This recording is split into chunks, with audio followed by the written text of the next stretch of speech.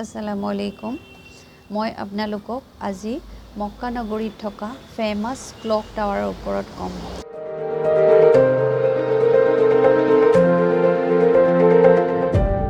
clock টাৱাৰটো হৈছে মক্কা নগৰীত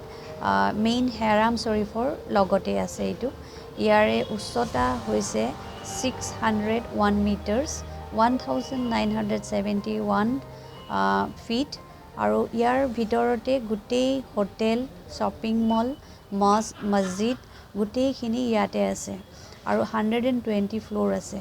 আপোনালোকে যেতিয়া মক্কাত যাব আপুনি টাৱাৰটোৰ ওপৰত উঠি গোটেই ভিউটো চাব পাৰিব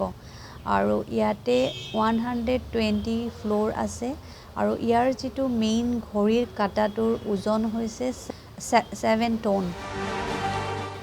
আৰু প্লাছ আপোনাৰ ইয়াতে